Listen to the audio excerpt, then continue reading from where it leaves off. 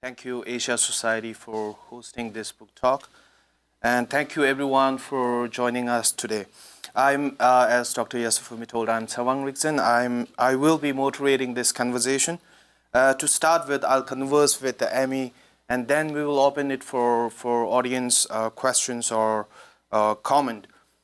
Generally speaking, being in exile, as I am, is a complex and challenging situation to navigate.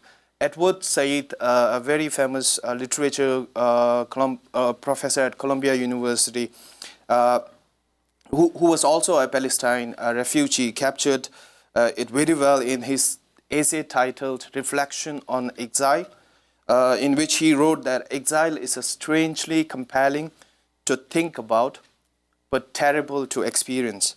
The tales of exile, generally speaking, are tragic and depressing. And Amy's book tells a story of Tibetan exile, which is fundamentally that of a tragedy, yet in equal measure. When I read Amy's book, I found it's really a story of resilience. It's a story of hope, and it's also a story of a relentless pursuit of a fundamental human dignity and freedom that really need to be shared across.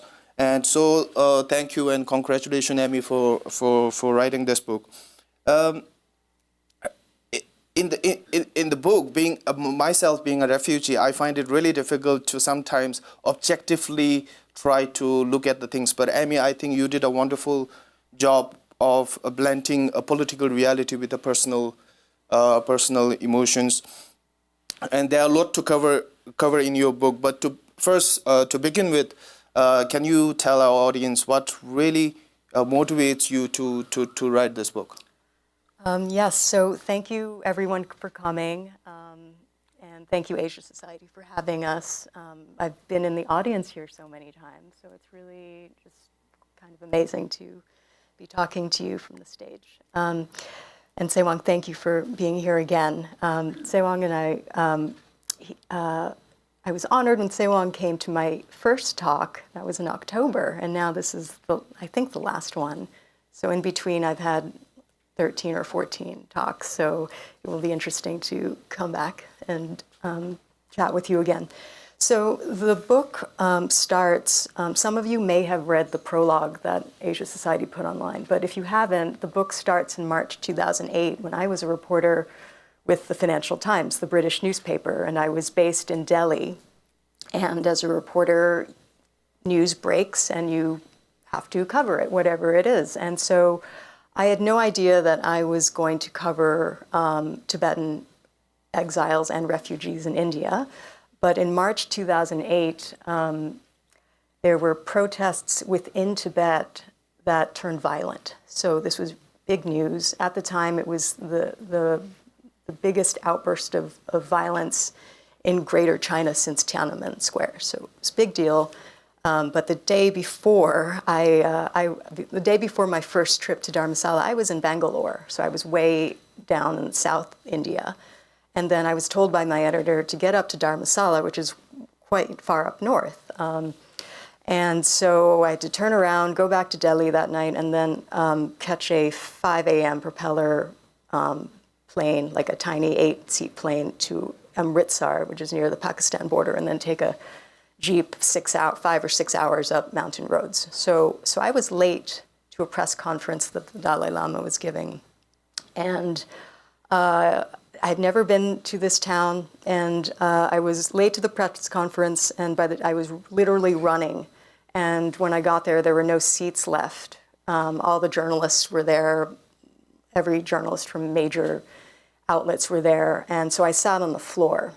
And so the Dalai Lama could see me quite clearly, and I had asked a question. And at the end of this press conference, which was 2 hours long, instead of leaving, he made a beeline to me. And this was 2 hours of him pleading for calm. It was an extremely tumultuous time. But he came over to me and he was smiling and very warmly came over to me and said, "Chinese." and I'm Chinese American. I was born in the U.S., born here, grew up here. And so I said, oh, I'm American. And then he just, still was beaming at me. And then he kind of grabbed my cheeks and said, Tibet and China, we must discuss. It's between us. And you must tell them. And I was, just kind of flabbergasted because as a reporter, you're always observing. And then suddenly I was the center of attention. And all the international photographers were there from Reuters and Associated Press, and they took a photo of that. The Dalai Lama then hugged me, and it seemed like a long time to me. Maybe it was a few seconds, but I was awkwardly being hugged by the Dalai Lama. And that photo went out around the world, and a friend of mine who was in New Hampshire was flipping through the Concord Monitor, and the next day he emailed me and said, Amy, did the Dalai Lama hug you? Because I'm looking at this photo in the Concord Monitor. And so that was my first moments in Dharamsala. And I had to ask my friend from Reuters to find the photo for me, because I hadn't seen that since, in years. And so he found it for me. I thought he was going to be here, but he's not. So he just gave it to me in September. And so this is the photo. And I look pretty tired because I was, and very raggedy. But that was the start. So people have then said to me, oh, the Dalai Lama told you to write the book, so you wrote the book. And I'm like, okay, that's not why I wrote the book, actually. It was really because of my amazement and fascination with Dharamsala, the town, and the people there. So in Dharamsala, there were at least 10,000 Tibetans who lived there. It's the hub of the Tibetan exile government. It's a microcosm of Tibet in this town. And I was amazed to see thousands of Tibetans marching peacefully in the streets of Dharamsala. And it was like a parallel universe, because in Tibet itself, at that time, if you were to do the same thing, carrying a Tibetan flag, carrying pictures of the Dalai Lama, signs, banners, asking for human rights, you would be arrested, or worse, shot and killed, which is what was happening in Tibet. So I was just immediately struck by the place. I had been to Tibet as a backpacker years before, so I had that gave me some perspective about how unique this town was, and what I was seeing was so extraordinary, because in some ways, Tibetans in exile could express themselves freely, and they can't do that in Tibet. If you have a picture of the Dalai Lama, you can be arrested. So that was fascinating and amazing to me. But then the more I talked to people I met there, Tibetans in exile, some who were refugees, but also some who were born in India and had never been to Tibet, yet they're still Tibetan. And so I just became really intrigued with the issues of identity, how Tibetans preserve their culture, how they adapt and change. People who are born in India, they become influenced by India, of course. And so I'm Asian American, so I've always been really interested in these issues and questions of cultural identity. Wow. So that was what really amazed me and kept me going. Yeah. That's so interesting. For Tibetans, excuse me, getting hugged from Dalai Lama is a lifetime achievement and blessing of lifetime. It's the biggest thing that could happen for any Tibetan. So I think you are so lucky to have that. Yeah, to me, like, people have asked me, like, how did you feel? And I mean, to me, it was like surprising, but it's not the same as if he hugged someone Tibetan. And I was on deadline, which is never fun. And so I had to, this was just the start of a very long, interesting week, but very stressful week. So I wasn't dwelling on that, actually. And I mentioned that to some Tibetans, and they were really amazed. So yeah. So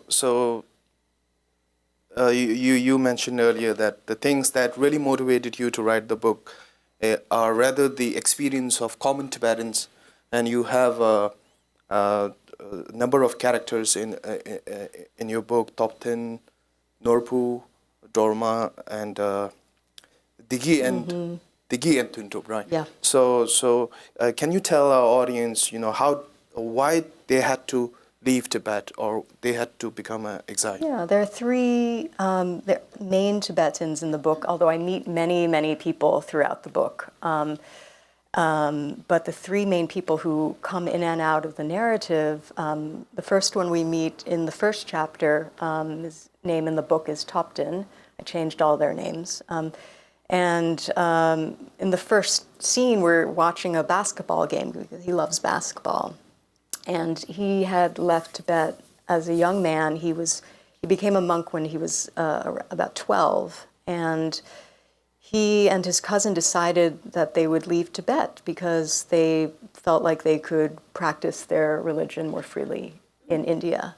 And they left, Topten left his family. I don't think he realized he wouldn't see them again. And after he left, that's been the case. He hasn't seen his family again. The second person we meet in chapter 2, Norbu, he got swept up in a police sweep after there were protests in Lhasa that turned violent, and he just was a bystander. And he was maybe 13 or 14, 15, and he was arrested, even though he had nothing to do with it, and he was imprisoned for 3 months. And then when he left, he was imprisoned for 3 months, and he was interrogated and beaten. And then when he got out, he tried to go back to school, but he was blacklisted.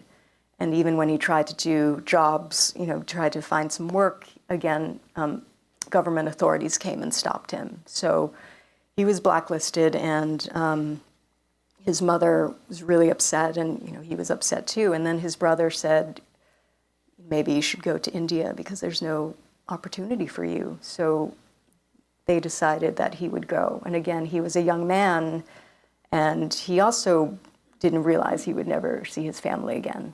And I'll just give you a bit of a spoiler, but he ended up immigrating. He got asylum in Australia, and I saw him again 7 years later, and he was still trying to get a visa to go to China/Tibet to see his mother, but he was always denied the visa.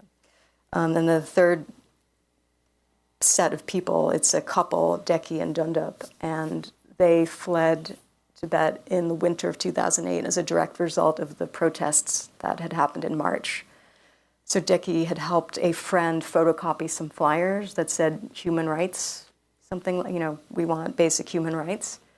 And then their friend was arrested. And as soon as their friend was arrested, they decided they had to leave. And I had asked her, was it hard to leave? Because they had carved out a good, middle-class life. And, they didn't come from privileged backgrounds. Deki's father was a construction worker, but they had managed to get pretty good office jobs. And they had a nice house. They had a lot of material things. And actually, when Deki said that when they decided to leave, their fear was so instant that there was no hesitation because they thought they could be arrested at any time. So I just wanted to read a little bit from a passage where Deki talks about that memory, so you can hear her voice a little bit. Now, she's talking about when they managed to cross over into Nepal, because many Tibetans cross the border into Nepal before going to India. So she said, we spent our whole life in Tibet under Chinese control. We had worked so hard to get jobs in an office where we could work like Chinese people. We got all these opportunities, and then we lost them all. Deki's loss was literal, too. In Nepal, she lost the baby that had been growing inside of her for nearly 2 months, conceived in Tibet, but lost during their escape. Later, she shared with me a letter she wrote in Chinese that recounted their flight from Tibet. It described emotions Deki didn't articulate when we talked in person. She said, "We lost our first family member during our escape. We had given him or her so much hope. We had hoped that in the future, even if we ended up in a place where we had no other family, we would not end up being alone, even if one of us should die. We had thought that we would try our best to raise the child to be a useful talent for Tibet, but in the blink of an eye, everything fell apart. And I'll just skip to the end of that chapter, because I asked Deki, did she regret photocopying those flyers? Was their loss, all for 50 sheets of paper, worth it? I remember asking the same question of a Tibetan man imprisoned in a Chinese jail for 7 months. After the prison guards beat him, they left him naked in the cold, so pain seeped deep into his body. His crime? Making photocopies of the Tibetan flag. He still suffered health problems, and though he had escaped to India, he could not earn a living. Did he regret making those photocopies? I asked him quietly. Tears slid down his face, and he wiped them away with the flat of his hand. He nodded. Deki and Dundup lost so much. Their homes, jobs, relatives, and the beginnings of a baby. But without hesitation, both she and Dundup shook their heads at my question about regret. She said, even though we had to leave Tibet, we don't regret making the photocopies, Deki replied firmly. We did something right, something good for Tibet. And yeah, I just remember being amazed that they were both so resolute about that, even though they had lost everything. Yeah. But these stories sound familiar to you about, from other Tibetans you know, and do you want to say anything about your own departure or escape from Tibet? Yeah, sure. So I escaped Tibet when I was around 11 years old, 10 to 11. That was in 1992, between 92 to 93. And I was actually asked by my parents, do you want to go to India? And I have a younger brother, so we were asked who want to go to India, and I volunteered it with the full passion, because I was ready. I never realized at that point of time that that will be the last time. You didn't know? Yeah, I didn't realize that that will be the last time I'll be seeing my family. So I left Tibet in winter of 1992 and came to India in 1993, and I studied in Tibetan school. So it's a really painful experience, but at the same time, what I feel is that because of my departure from Tibet, I could really see the world. I could understand. So that's a sort of a gain that I gained from being in exile. But deep down, I still miss my families. I still want to go back to Tibet as soon as possible. So one question that I'm curious, you followed these many Tibetans for many years, and are they still hopeful that they will one day go back to Tibet? Yeah, for sure. Norbu in Australia, I mean, he was trying, he had tried several times. He had become an Australian citizen, and he was still denied, but he was still trying, and he was thinking that perhaps he should go to another country like Thailand and try from there. So one of the characters, it's a spoiler to tell you what happens at the end, but he becomes a U.S. citizen. And he plans to go to India, where he still has a lot of friends and relatives, but his mother had passed away in Tibet, so he's not planning to try to go to Tibet. So it's arranged, yeah. So another question I'm really curious about is your identity as ethnic Chinese. Mm-hmm. So how does that affect your interaction with the Tibetans that you followed? Or how was their reaction when you said when they realized that you are ethnic Chinese? Was it really different from what you expected, or? Yeah, yes. So the reaction was from Tibetans was of warmth and openness, and I met people who are Westerners or even Asian Americans, and they'd said things like, "Oh, you must have had a hard time in Tibet," and meaning they assumed that people were hostile towards me. And I mentioned this in the first chapter, where a German woman asked me that.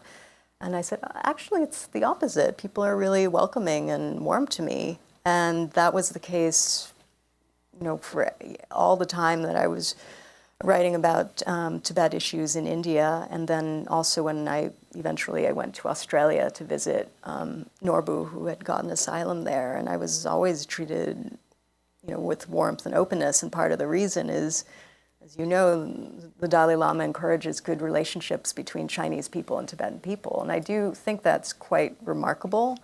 And one of the chapters is part of a quote from him. And he had said at one of his press conferences, my faith in the Chinese government is getting thinner and thinner, but I still have faith in Chinese people. And so, it's a remarkable thing to say and to emphasize over and over. And I think Tibetans take that to heart, but also, I don't exactly know how to explain it, but that was my experience. So, yeah, I don't know. One might think, given the history of conflict, that someone would be, would have animosity, even towards, someone who's American but ethnically Chinese, but that wasn't the case. That's interesting. I think it's very well reflected in your top 10's chapter, where he clearly make a very clear distinction between Chinese government and Chinese people. Yes, yeah. He did not. In general, Tibetans did not conflate an individual who's ethnically Chinese with the actions of the government. And remarkable. It seems so simple, right? But think about all the instances where that does happen, where someone conflates an action of a government or something like COVID-19 with a certain person, or kind of person. So it really is remarkable, I think. And in that scene that you mentioned, Topton, the basketball-loving monk, this is like the second page of the first chapter. I said to him, so you don't hate Chinese people? You don't hate me? You're not afraid of me? And he's like, no, I don't hate Chinese people. Don't like the Chinese government. And then he's like, can I watch the basketball game now? So he was like, I was distracting him from the basketball game. But I asked that a lot of people and got the same response. So, because of Chinese occupation of Tibet by Communist Party of China, they destroyed almost 98% of Tibetan monasteries and disrobed 100% of Tibetan monks and nuns. And for Tibetan, these monasteries, these monks and nuns are the essence of Tibetan identity, where we draw our identity from. So it's a serious destruction that happened in Tibet because of Chinese government. But as Amy pointed out, the Tibetan people, generally Tibetans in exile like me, do not hold any kind of hatred against Chinese people per se, but we are still struggling for our fundamental human dignity and human freedom. And you mentioned in your book about how the Tibetans in exile, as a part of our struggle, are able to maintain their unique cultural identity. And many years back, I've read a book by a very famous anthropologist called Hendroff, which wrote that the Tibetan experience in exile, particularly that of cultural preservation, is one of the miracle of 20th century. In Amy's book, she wrote about that how Tibetans are preserving their culture. Can you please elaborate then? Yes, so there are many ways that's being done, but one of the key ways is through the education system. So within India, there are Tibetan schools where the curriculum is taught in Tibetan, and students are taught about Tibetan culture and history, geography, and it adheres to the Indian curriculum because students then, take the same exam as Indian students to go to university, but it's in Tibetan. So you have thousands of Tibetan students learning the language, keeping the language and culture and traditions. And meanwhile, in Tibet, that's not the case necessarily. And for example, Deki and Dundup, their Mandarin was fluent in reading and writing, but that wasn't the case for their Tibetan. Their spoken Tibetan's fluent, but they didn't learn reading and writing Tibetan in school. So chapter 4 is really focused on the education system in India, the Tibetan education system, and how important it is. And I just want to say that a lot of parents and families send their children to India to attend these schools. And it's a huge risk, and the journey is perilous. And in the groups of people who are escaping, a lot of them are children. And some of them are not with their parents at all. They're with chaperones and with strangers. So I just wanted to quickly show some photos of a journey that a Swiss photographer named Manuel Bauer took, because he basically went with a father and his young daughter and walked with them. So I'll just show those quickly, just to show you the conditions. So this is them driving towards the Nepal border, and just the expression on her face is so striking. And then just a couple more to show you. I mean, this is extremely high altitude, of course, and icy cold, and there could be military or patrols possibly shooting at you, so a huge risk to take.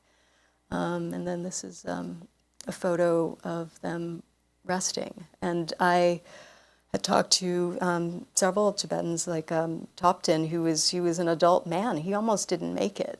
He almost had to turn around because he was so cold and hungry and couldn't breathe. And he almost didn't make it. So for a child like this to make this trip is so, it's just so remarkable. So I don't know if you remember anything about your journey that you want to share. Yeah. So I have a lot of friends who really walked 30-40 days across these very difficult terrain, and had to, they suffered from frostbite, and they had to cut off their hand and legs. But in my case, I was packed as a luggage, and then put into the bus, disguised as a luggage. So I escaped. I didn't have to walk 40 days, but then my uncle actually instructed me to cross the main border between Nepal side of Nepal and China occupied Tibet side of border. There's a bridge called Friendship Bridge, which is about maybe, I don't know, maybe 30 meters.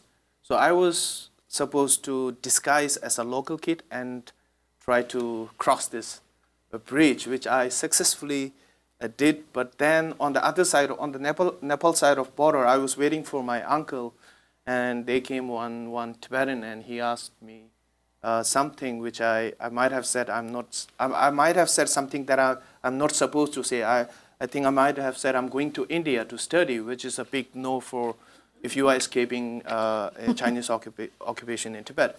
So he asked me, are you hungry? I said, I'm hungry. And then he said, come, I'll give you a noodle. And it turned out that that guy is a Chinese police.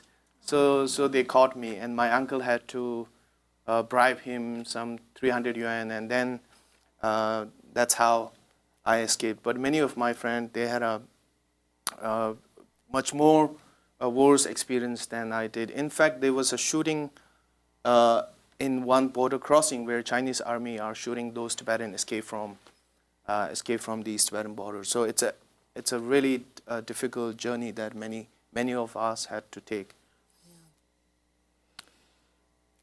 Yeah. So one interesting part in your book is about you met few Chinese in Tibetan Tibetan Exile Community. You met a Chinese woman and a democracy activist. Yeah. So how was their impression of Tibetan? Yeah, that was really interesting. I met a lot of people in my time in Dharamsala. By the way, I don't know if I mentioned, I moved up to Dharamsala. So I was living there. I was living in a Buddhist nunnery for, it was almost a year total. And then every year I would go back to Dharamsala and visit people and write more articles. So I met these Chinese democracy activists in 2009. And I might read a short passage from to hear their perspective, but they felt like they were very much aligned with the Tibet campaign because it's what they want as well. Fundamental, basic human rights to be treated fairly and with dignity and respect. There was one democracy activist named Qin Jin who was very vocal. And he had gotten asylum in Australia years before. So another thing that I'll mention is that in March 2009, that was the 50th anniversary of the Tibetan exile. It's called Tibetan Uprising Day, and that was a huge milestone in the Tibetan calendar. And that day, there was a big ceremony that the Dalai Lama was hosting, and commemoration of this day. And he shared the stage with a dozen Chinese democracy activists. They were literally next to him, and this Australian, Chinese Australian guy also gave a speech. So it's like, imagine that, like sharing the stage on this momentous occasion with Chinese people. So at the time, I didn't think it was so, I was just like, oh, okay, this is happening. But now looking back, I just think it's just even more unusual. I mean, think of the conflicts in the world going on. Would a leader of that, this country that's being, a leader of a people being persecuted share the stage with, the other side? So I just want to read a little bit of what Qin Jin said. We had many conversations during the time he was in Dharamsala, and we were chatting in this kind of dark, seedy place called Hotel Tibet. I shouldn't say it's seedy, it's a little down at the heels, but people love going there because I think the whiskey is really cheap. I said to him, I asked him, about his views about Tibet. So he said, this is Qin Jin talking, he said, "We are here to give Tibetans our support. We want people inside China to fight for their rights, to fight for democracy. Freedom of Tibet is part of our movement. Democracy means everyone has freedom to think, speak, move around, and choose their government. So free Tibet. We should treat them equally, invite them to keep their own language, culture, and religion. Tibetans and His Holiness do not claim for independence. They just want meaningful autonomy. Chinese people should not be brainwashed. Chinese people should open their eyes and ears to see the truth." He was just one of the democracy activists I met, which I was not expecting when I was in Dharamsala. Yeah. So the another thing, the interesting about the Chinese woman that you met, excuse me, she was going for a pilgrimage with a group of monks to Bodh Gaya, right? Yes. So there was a woman from mainland China, from the Northeast actually, and she's a journalist in China, and she was interesting because she said initially she knew nothing about Tibet, and she was told that Tibetans were uncivilized or barbaric, and China had saved Tibetan people. And then she went to Tibet herself, and then she found that that wasn't the case. She really became enamored of Tibetan culture and people. And so when I met her, she had moved to Dharamsala and was like an advocate for Tibet. And she was extremely popular in Dharamsala, very popular with Tibetan people who really wanted to talk to her. Tibetans who speak Mandarin wanted to speak with her. And so when we meet her early in the book, and then I meet her again in a Buddhist holy city called Sarnath in the middle of India, and there was a big teaching that the Dalai Lama was giving. So there were like 20,000 people there, and I just happened to see her in a crowd of people, and she was actually rooming with 12 men from this nonprofit that works with former political prisoners, and they just wanted to like keep her safe, so they weren't letting her out of their sight. And she actually then came back to my guest house to take a shower there because she hadn't been able to do that yet. So it was kind of comical. But they were so protective of her, actually, that she didn't even feel like she could have any privacy. Yeah. While the overall theme of the book is one of the exile, but I could see that there are a lot of movement in the book where you draw a lot of inspiration from. For example, in I think in the story of Norpu, where they were rehearsing this a theater where they are depicting the horrible torture that they suffered in Chinese prison. But at the same time, you observed that they are doing this with such a joyful feeling. So, are there any other moment of inspiration that you came across? Well, so many, and that's something I wanted to underscore because I realized early when I was talking about the book, people would say, oh, it's about refugees, so it must be depressing. And then even after our very first talk, where the talk was focused on human rights, and it felt very heavy, which, of course, there's so many stories of tragedy and stories that are sad, but there was a lot of resilience and a lot of joy, funny moments and joyful moments too. So I went to southern India to visit the largest Tibetan settlement at the time, which is called Bailakupi. It's 5 hours south of Bangalore. And you've been there, right? Yeah, when I saw this place, I was completely amazed because it's the transplantation of Tibetan culture in yet, an environment that's really different than the foothills of the Himalayas, which is where Dharamsala is. And so initially when Tibetans went to this, were placed in this area, it was jungle. And early settlers talked about being terrified at the sound of elephants in the jungle. So imagine you're a Tibetan person who grew up in the plateau of Tibet, and now you're in a jungle with elephants. And so those years were extremely difficult. I think originally there were 300 people in an initial group, and 30 of them survived. So tremendous hardship. But then after years, they actually cleared the land and started growing corn after a few years, and at the advice of a Swiss agricultural consultant. And corn was, they were told this crop will grow here, in this soil and this climate. And so then they became self-sufficient growing corn, which they hadn't ever had in Tibet, right? So my first sight when I was in this auto rickshaw going into Bailakupi, which is actually, you need a permit to go there technically, but I didn't have a permit. So the first sight I saw was of a monk on a tractor in a cornfield with a trucker's hat.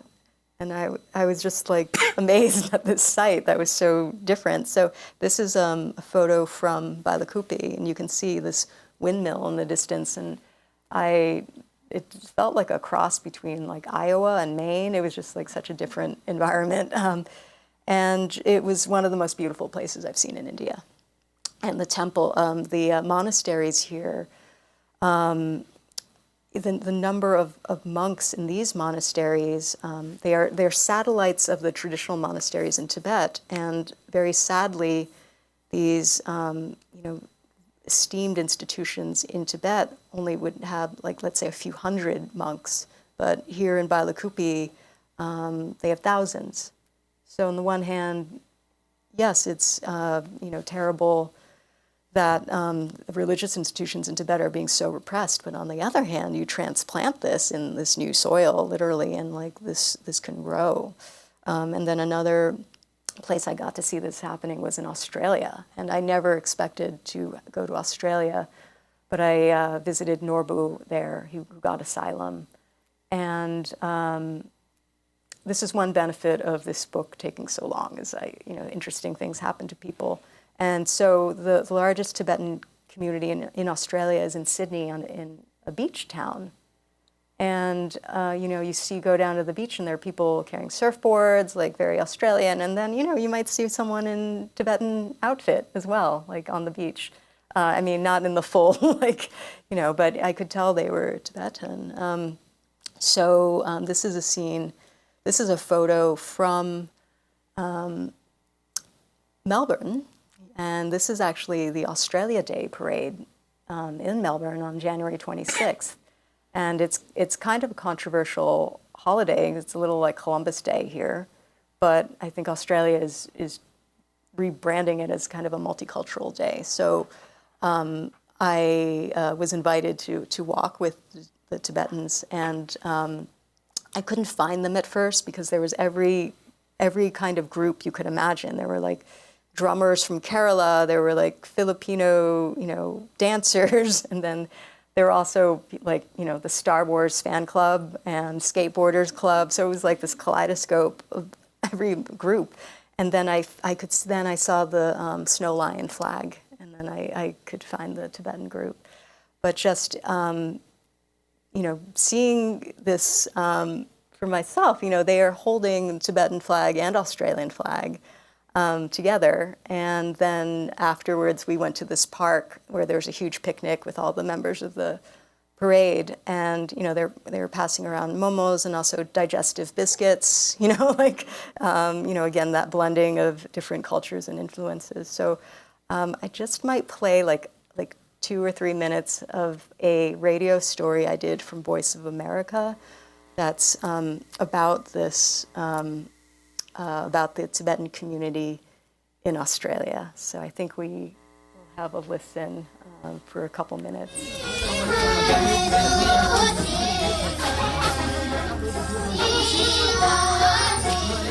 On a Saturday afternoon in North Sydney, dozens of Tibetan children rehearse traditional songs and dance at a local community centre. About 90 children attend Tibetan language and culture classes in Dee Why, a small Australian beach town where hundreds of Tibetan refugees have settled.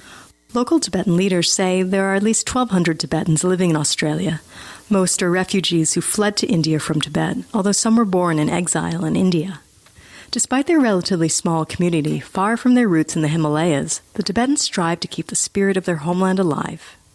Tensho Gyatso, the Dalai Lama's niece, visited Australia earlier this month and met with Tibetan exile communities. She works for the International Campaign for Tibet, an activist group based in Washington, D.C. The challenges of balancing raising children and living lives as Tibetans, but also as now Australian Tibetans.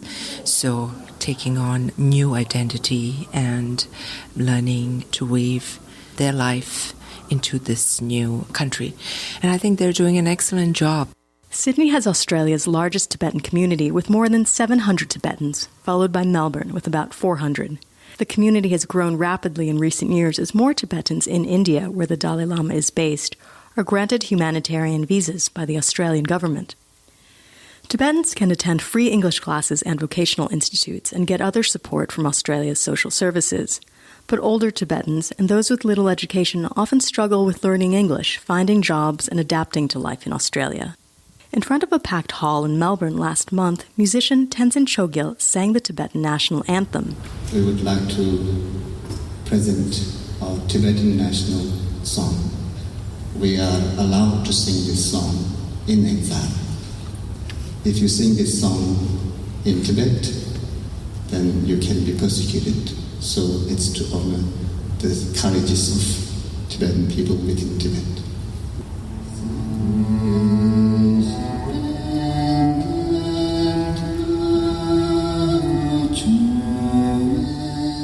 Displaying the Tibetan flag and images of the Dalai Lama in Tibet also can be cause for persecution by Chinese authorities. China accuses the Tibetan spiritual leader of being a splittist, even though the Dalai Lama only calls for autonomy under China, not separation. In part because of this conflict in their historic homeland, Tibetans abroad focus on preserving their culture despite their relative isolation in far-flung communities. Since street protests in Tibet in 2008 that led to an intensified Chinese crackdown, some Tibetans began observing Lakar, or White Wednesday. Each Wednesday, Tibetans wear traditional clothing, eat Tibetan food, and patronize Tibetan businesses to support their culture. In DY, where Sydney's Tibetan community is based, Tibetan men and women in traditional tunics and chuba dresses can be spotted amid the shorts and flip-flops worn by beachgoers. Dorji Dadul immigrated to Australia in 1980 and helped start the Tibetan language classes in DY in 2002. That's the very identity of a Tibetanness. Without the Tibetan culture and tradition, then Tibet, there's no more Tibet. We can be anybody, just a Joe Block citizen of Australia. While retaining their own cultural identity, Tibetans here also participate in local holidays. On Australia Day, on January 26th, hundreds of ethnic groups paraded through Melbourne's city centre in a colourful celebration of the country's multiculturalism. More than 70 Tibetans wearing traditional Tibetan outfits joined the throngs and waved Tibetan and Australian flags. Tinley Jigme arrived in Australia from India 4 months ago. He marched in Melbourne's Australia Day parade, and his eyes lit up when describing the experience. It has given me a sheer honor to have shared the road and parade with them, march with them, showing our own tradition, our own culture, dresses. It's a way much honor for me. So I'm just hoping sometime like this in Tibet soon. Keeping Tibetan culture alive in exile has deeper significance for émigrés. Jigme thinks of those in Tibet experiencing repression under China's administration. I have a responsibility of just creating the awareness what goes in Tibet, the reality situation in Tibet. For Australia's exiled Tibetans, like many others around the world, Losar is a celebration of the resilience of a culture that remains under threat in its traditional home. Amy Yee for VOA News, Sydney. Yeah, so that the radio piece I did, and I got to see the Tibetan New Year being celebrated in Melbourne. It's called Losar, and in 2009 in Dharamsala it was canceled because Tibetans, as in a show of solidarity, were not going to celebrate that year because of what was happening in Tibet. So it was a dark time, and then to see Losar being celebrated in Melbourne in 2015, it was pretty incredible. It was at a community hall in a little suburb of Melbourne, and people were dancing, doing traditional Tibetan dance, but then they were also dancing Gangnam style, and there were momos, and then instead of chang, the barley beer, Tibetan was drinking Foster's. So again, it was just this incredible, joyous moment, and to see that in Melbourne was quite, just amazing. So I just want to, I know we're running short on time, so I just want to read this last passage from the former Prime Minister of the exile government. His name is Samdong Rinpoche, and I got to talk to him on the 50th anniversary of the Tibetan exile, which was March 2009. And I just happened to cross paths with him, and then we sat down and had a chat. And so it was a very stressful time because there was a big crackdown in Tibet that year, and very stressful. People didn't know, there was a communications blackout, and it was unclear if there was going to be more violence. So stressful time. But then I said to him, I asked him what the 50th anniversary of the exile meant to him, and he seemed to Samdong Rinpoche seemed to visibly relax. He sat up a little straighter, and for a moment his fatigue vanished. In the exhibition at the Tibet Museum, there were photos of Samdong Rinpoche from over the decades. One showed him as a much younger man, his face not yet gaunt and strained. And some of that vitality returned for a moment. He said, "My memories of my life spent in Tibet were more clear than memories of yesterday," he declared nostalgically. Samdong Rinpoche looked into the distance and smiled. He said, "I remember the colors and shapes of trees in our monastery and the friends we debated with. The last 50 years have seen tremendous change, unbelievable change. So I'm satisfied in many ways. The last 50 years have also been the darkest in our history. but Tibetan culture has spread to all corners of the world. His holiness is respected all over the world. That is a great achievement. In spite of his weariness, Samdong Rinpoche was hopeful about the future. He said, "The rigidness of Chinese leadership will also change. I hope the next leadership will be more open and transparent. Sooner or later, China will have to be more democratic. Then the Tibet issue will be properly resolved. We have not wasted the past 50 years. We have used them properly." So I just wanted to share what he said. And many ways that's true, that people all over the world know the Dalai Lama and Tibetan culture and ideals and values, and study of Tibetan Buddhism have spread to all corners of the world too. Thank you. We number of Tibetan, they say they observed that while Tibet lost the Dalai Lama, world gained the Dalai Lama. So I think it's exactly what you're alluding to.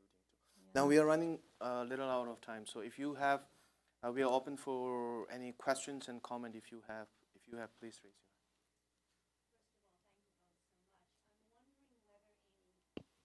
Thank you both so much, Tashi Dilek. I'm wondering whether in any of your conversations people expressed anxiety or concern about the fact that the Dalai Lama is getting up there in age, and I know that he's spoken himself about what might come after, and I know that there's also been controversy with the Chinese picking the next Dalai Lama, and I'm wondering if you could speak to that. What, if anything, people shared with you, anxiety, concern, anything along those lines? Thank you. At that time, the Dalai Lama was a young 78 when I was started writing, and so it wasn't, the main concern, but it was brought up, and even then, China's government had said that they would choose the next Dalai Lama. So that's been an ongoing issue for a long time. I don't know. Do you want to speak to that about, whether, now, of course, he's 88. There have been some big articles in Western media about this issue. It is definitely an issue, but maybe you could address that. Maybe I'll be able to provide a common Tibetan perspective on this. I'm absolutely certain that the 15th Dalai Lama will come. If he pass in exile, or if he is not able to return back to Tibet, the 15th Dalai Lama will certainly born in the free world. In India, US, he could born anywhere. He could born male, female, anywhere. But he will certainly born in free world. And then there will certainly be a China-appointed 15th Dalai Lama. And that will, for Tibetan, the relation between Dalai Lama and Tibetan people is very it's very difficult to explain. It's extremely spiritual, but at the same time, it's also a very political relationship. But for Tibetan, that won't be much of a problem. But for the Chinese, will certainly try to create a lot of problem. And we are a little concerned that many of people might get fooled by this Chinese these tricks that they play. For example, in case of the Panchen Lama, who's the second highest religious authority after the Dalai Lama, the 11th Panchen Lama was kidnapped. The 11th Panchen Lama, who was identified by Dalai Lama in 1995, he was kidnapped by China, and they appointed a fake Panchen Lama. So all Tibetan people back in Tibet, they call him fake Panchen Lama. So they're aware. They're aware of it. Yeah, all are aware. But except the Chinese government will force you to come to get a blessing from fake Panchen Lama, and if you don't, then they will prosecute you. So that's a problem. But as far as 15th Dalai Lama is concerned, I'm absolutely certain he will come again.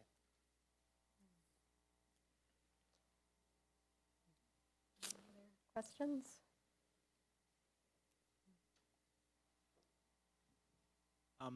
What does the future hold for the plight of the refugees? Okay, big question. I think that the situation in Tibet now is not great, and that goes for everyone who's living under China's administration at the moment.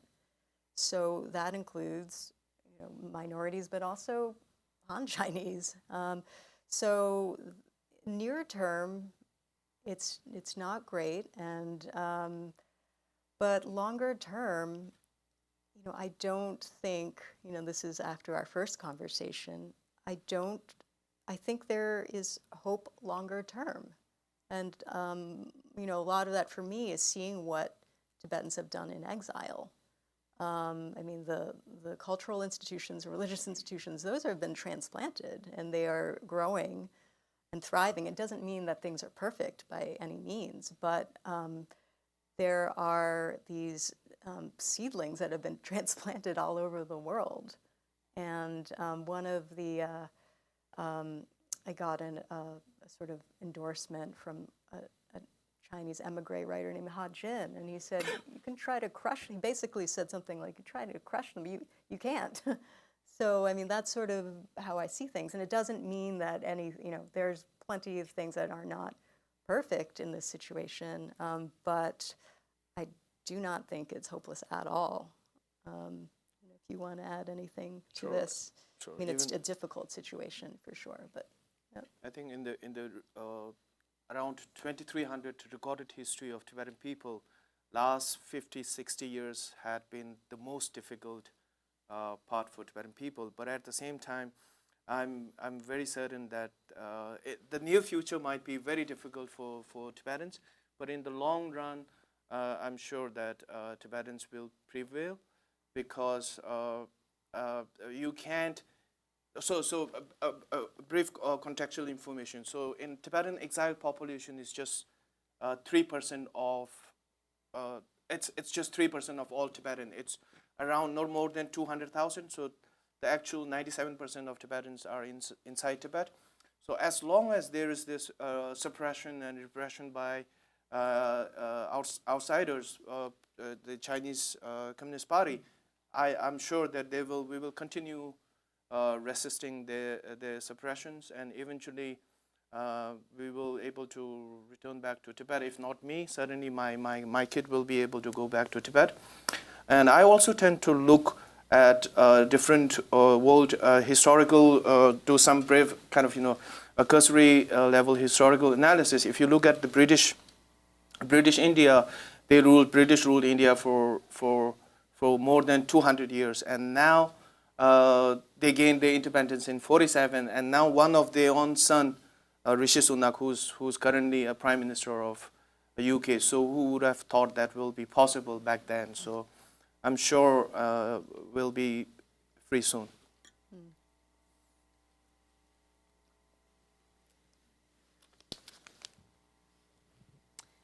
I wanted to ask about your start in your journalistic career covering commercial topics, and how maybe perhaps you could talk a little bit about the dynamics or the themes that influenced your journey to social justice topics over time. Were there particular influences that you'd point to on that journey? Yes, so some of you have known me for a long time when I was writing about big companies here in New York for the Financial Times. And even when I was writing, had to interview CEOs. However, I would often then try to squeeze in something about people who you don't hear about very much.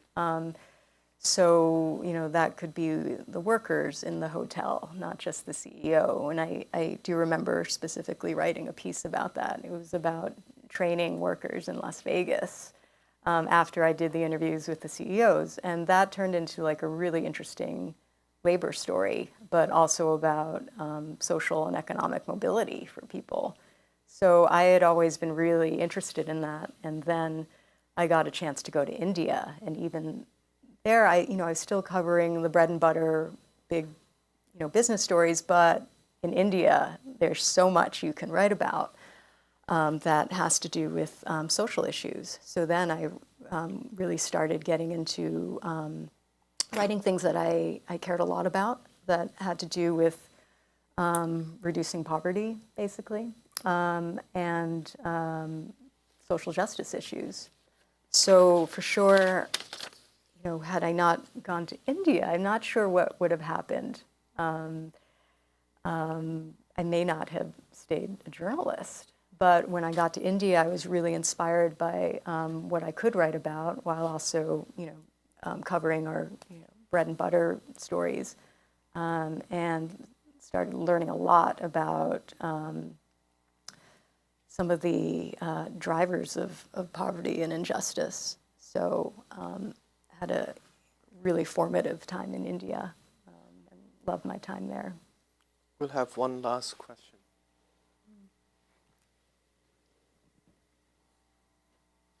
A question for you, sir. Do you think don't you think the Hanification of Tibet is going to be the death knell for any quest for autonomy? So one of the biggest fear that we Tibetans have right now is a rapid Sinicization of Tibetans in Tibet. Particularly, there is this UN report on a boarding school in Tibet, wherein almost they count 1 million Tibetan children are forcefully sent to these boarding schools. That is almost 90% of Tibetan kids. So we are really worried about the killing of Tibetanness inside Tibet. And so the Chinese government, they realize that they won't be able to kill all Tibetans, so they are trying to kill the Tibetanness within Tibetan. So that's one of the biggest challenges that we have. So, but back as mentioned in Amy's book, we have, under the leadership of Dalai Lama, we have started a number of Tibetan schools in India, and all the big monasteries that were there in Tibet, we restarted them in India. So these schools and these monasteries are currently thriving, but at the same time, there is a gradual assimilation which is taking place, which I don't know how to really, I don't know if that is something we can be stopped at all. So. Yeah, I mean, something that Deki, one of the main people I followed, I had asked her, so you couldn't have a picture of the Dalai Lama, right? How did you stay connected to him and your spirituality or religion? And she just said something like, well, all Tibetans have a picture of the Dalai Lama inside their hearts, and it was just like a matter-of-fact statement. And I just remember it as though it was just there's still a connection that I think can't be broken for many people, and just the way she expressed that I thought was so very eloquent, and it's like it's there inside of us is basically what she was saying. But yes, there are certainly threats to the culture and the religion and identity. I mean, fundamentally, the Tibetan culture is very much rooted in a Buddhist philosophy. So Buddhist philosophy had been there for more than 2,500 years. Communism as a political ideology is a very recent, if you compare that to Buddhism as a philosophy. So eventually, it's sort of a fight between a Buddhist philosophy and a totalitarian dictatorial regime. So we are optimistic that we will prevail in the end. Yeah. I guess any last burning question? I think we're gonna. A little over time. Okay, we are over time.